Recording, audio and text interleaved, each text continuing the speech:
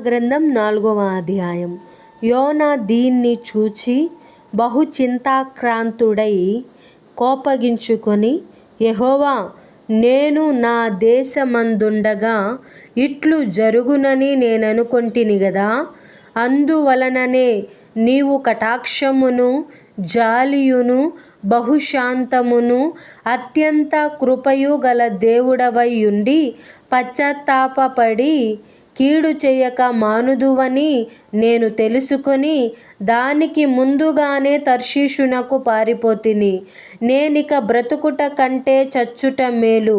యెహోవా, నన్నిక బ్రతకనీయక చంపుమని యెహోవాకు మనవి చేసెను. అందుకు యెహోవా, నీవు కోపించుట న్యాయమా అని అడిగెను. అప్పుడు యోనా ఆ పట్టణములో నుండి పోయి దాని తూర్పు తట్టున బస చేసి అచట పందిలి ఒకటి వేసుకొని పట్టణమునకు ఏమి సంభవించునో చూచెదనని ఆ నీడను కూర్చుని ఉండగా, దేవుడైన యెహోవా సొరచెట్టు ఒకటి ఏర్పరచి అతనికి కలిగిన శ్రమ పోగొట్టుటకై అది పెరిగి యోనా తలకు పైగా నీడ ఇచ్చునట్లు చేసెను. ఆ సొరచెట్టును చూచి యోనా బహు సంతోషించెను. మరుసటి ఉదయమందు దేవుడు ఒక పురుగును ఏర్పరచగా అది ఆ చెట్టును తొలిచినందున చెట్టు వాడిపోయెను. మరియు ఎండకాయగా దేవుడు వేడిమి గల తూర్పు గాలిని రప్పించెను. యోనా తలకు ఎండ దెబ్బ తగలగా అతడు సొమ్మసిల్లి, బ్రతుకుట కంటే చచ్చుట నాకు మేలనుకొనెను.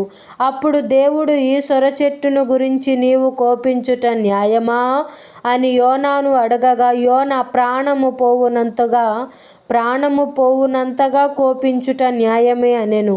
అందుకు యెహోవా, నీవు కష్టపడకుండాను పెంచకుండాను ఒక రాత్రిలోనే పుట్టి పెరిగి ఒక రాత్రిలోగానే వాడిపోయిన ఈ సొరచెట్టు విషయములో నీవు విచారపడుచున్నావే. అయితే 120,000 కంటే ఎక్కువై కుడి ఎడమలు ఎరుగని జనమును బహు పశువులను గల నినివే మహాపురము విషయములో నేను విచారపడవద్దా అని యోనాతో సెలవిచ్చెను.